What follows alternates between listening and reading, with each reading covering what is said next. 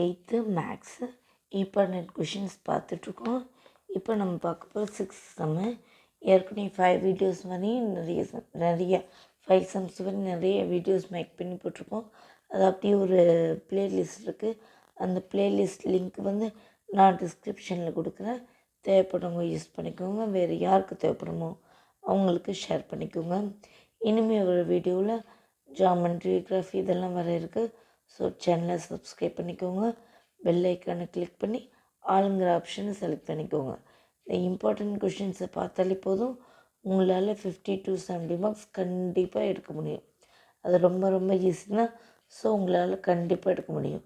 English medium நடத்துகிறீங்க, 8th maths, இது English medium. English மீடியத்துலேயே தமிழில் சொல்கிறீங்கன்னு கேட்குறீங்க. ஏன்னா நான் இங்கிலீஷ் மீடியத்தில் எடுக்கும்போதே அங்கே டீச்சர்ஸ் எல்லாமே இங்கிலீஷ்லேயே பேசி சீக்கிரம் நடத்தி முடிச்சிடுறாங்க. ஆனால் அது மேக்ஸிமம் எந்த பிள்ளைக்கு புரிய மாட்டேங்குது. நல்லா படிக்கிற பிள்ளைங்க நல்லா புரியும். ஒரு 10 ரேங்க் வரைக்கும் கூட புரிஞ்சுக்கணும்னு வச்சுக்கோங்களேன். அதுக்கு மேலே எடுக்கிற பிள்ளைங்களுக்கு புரிய மாட்டேங்குது. அவங்க சொல்லும்போது பூ மாதிரி மண்டையாட்டிடுறாங்க. வீட்டுக்கு வந்து போடும்போது வீட்டுக்கு வந்து போட்டாங்கன்னா அதில் என்ன மிஸ் போட்டிருக்காங்களோ அதை அப்படியே பார்த்து போட்டுறாங்க. ஆனால் என்ன இது, புக்கு மூடிட்டு நம்ம வேறு நம்பர்ஸ் கொடுத்து இந்த நம்பர்ஸ்க்கு கண்டுபிடி அப்படின்னு சொன்னால் அவங்களுக்கு தெரிய மாட்டேங்குது. கேட்டால் அவங்க மிஸ்ஸு என்ன போட்டாங்களோ அதை அப்படியே போட மட்டும் தான் தெரியும். வேறு நம்பர்ஸ் கொடுத்தா அவங்களால போட முடியவே முடியாது. ஏன்னா அவங்க புரிஞ்சுக்கிடவே இல்லை. மிஸ்ஸு போட்டதை பார்த்து அப்படியே போட மட்டும்தான் தெரியும். மற்றபடி அவங்களுக்கு மண்டையில் எதுவும் ஏறவே இல்லை. அதனால தான் நான் இங்கிலீஷ் மீடியமாக இருந்தாலும் தமிழ் நடத்துகிறேன். ஏன்னா அவங்களுக்கு புரியணும் அப்படிங்கிறதுக்காக தான். உடனே இங்கிலீஷ் மீடியம் இங்கிலீஷில் பேசாமல் தமிழில் பேசுகிறீங்களேன்னு கேட்காதீங்க. இங்கிலீஷில் பேசுகிறது ஈஸி தான், பட் அந்த ஸ்டூடெண்ட்ஸ்க்கு புரியணும். அதுக்காக தான் நான் தமிழில் நடத்துகிறேன். ஓகேவா? அப்போ தான் அவங்களுக்கு புரியும். புரிஞ்சு இதை விட வேறு நம்பர்ஸ் கொடுத்தாலும் அவங்களால அந்த சம்ஸை போட முடியும் அப்படிங்கிற அவங்களுக்கே அந்த கான்ஃபிடென்ட் வரணும். அதுக்காக தான் நான் தமிழ் நடத்துகிறேன். மற்றபடி வேறு எதுக்கும் இல்லை. ஓகே, நம்ம பார்க்க போகிறது 6th சம். இம்பார்ட்டன்ட் கொஷனில் represent the following data. Ungrouped frequency table which gives the number of children in 25 families. 1, 3, 0, 2, 5, 2, 3, 4, 1, 0, 5, 4, 3, 1, 3, 2, 5, 2, 1, 1, 2, 6, 2, 1, 4. இந்த 25 ஃபேமிலிஸோட இது கொடுத்துருக்காங்க. அதில் எத்தனை சில்ட்ரன்ட்டு கொடுத்துருக்காங்க. அதை வச்சு நம்ம டேபிள் போடணும். அவ்வளோதான், ரொம்ப சிம்பிள். ஓகேவா? சொல்யூஷன் போட்டு ஒரு டேபிள் காலம் வரையணும்.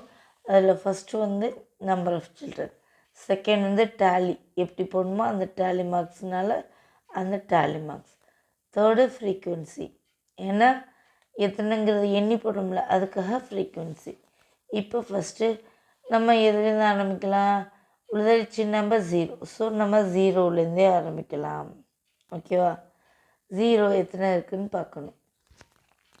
வீடியோ கடைசி வரை பார்த்திங்கன்னா நான் சொல்கிற இடையிடையே சொல்கிற டிப்ஸ் வந்து உங்களுக்கு டக்குன்னு புரியும். அதுக்கு தான் வீடியோ கடைசி வரை பாருங்கள் அப்படின்னு சொல்கிறது. ஓகேவா? இப்போ 0 என்னென்ன இருக்குன்னு எத்தனை இருக்குன்னு பார்க்கலாமா? எதை நம்ம முடிச்சிட்டோமோ அதை டிக் பண்ணிக்கிட்டே வந்தால் தான், இல்லை அதை நம்மளால் ஈஸியாக கண்டுபிடிக்க முடியும். இல்லைன்னு வச்சுக்கோங்க, கன்ஃபியூஸ் ஆகிடும். அதனால தான். இப்போ 0 ஒன்று இருக்கா? அப்போ டாலியில் 1 குறிக்கணும். அப்புறம் 0 வேறு எங்கே இருக்குது? இந்த இருக்கா? அப்போ மறுபடியும் டாலியில் 1. அப்புறம் 0 இல்லை. அடுத்து 1ல் இந்த ஒரு 1 இருக்கா? அதுக்கு ஒரு டாலி மார்க். ஓகேவா? அடுத்தது வேறு 1 இந்த இருக்குது. இதுக்கு ஒரு 1 மார்க். சரி, 1க்கு ஒரு டாலி. அடுத்து இந்த பக்கம் இருக்குது பார்த்திங்களா? இந்த 1, இதுக்கு ஒரு டாலியில் 1. அடுத்தது இந்த இருக்குது 4. அடுத்து 5. எப்பவுமே டாலியில் 5 வர கோடு வந்து இப்படி சாய்வாக இருக்கணும். ஓகேவா? அப்போ தான் அந்த டோட்டல் 5ன்னு கணக்காகும். So tally 5. அப்புறம் 1 வந்து இதுதான். ஓகேவா? அது 1. அடுத்து 2 போடலாமா? 2 வேறு எங்கே இருக்குது? இந்த இருக்குது. So 1 tally mark. And the 2, that one. So that no tally. அடுத்து 2 இந்த இருக்குது. இங்கே இருக்கா? அப்போ அதுக்கு ஒரு 1. அடுத்தது இந்த இருக்குது. இதுக்கு ஒரு 1. அடுத்தது இந்த ஒன்று இருக்குது. ஸோ 5th எப்போவுமே என்ன சொன்னேன்?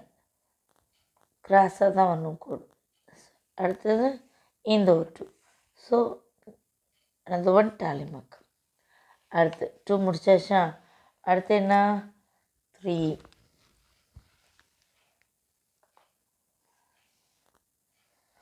3 வேறு என்னென்ன இருக்குன்னு பார்க்கலாமா? 3 1. So 1 in tally mark.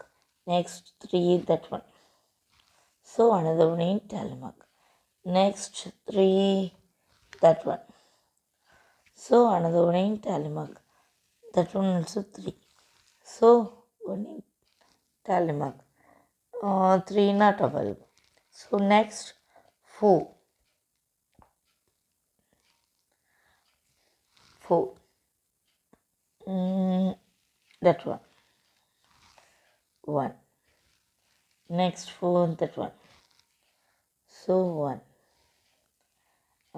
Next 4 that one. So 1. Next 5. 5 that one. So 1. 5. 1 in tally mark. Next 5 that one. So 1 in tally mark. No, 5 is not available. Tick பண்ண எல்லாமே டிக் பண்ணிட்டோம். அந்த ஒன்று மட்டும் டிக் பண்ணாமலுக்கு 6. So 1 tally mark. ஓகேவா? இப்போ டோட்டலில் எண்ணி போடலாமா? 1 2. இது கிராஸ் பண்ணாலே ஃபைன் சொன்னேன்னா 5 + 1 6. இங்கே 5 + 1 6. இங்கே 4. இங்கே 3 கொடுக்க அப்போ 3. இங்கே 3 கொடுக்க 3. இங்கே 1 கொடுக்க 1. ஓகேவா? இப்போ கூட்டி பார்க்கலாம்.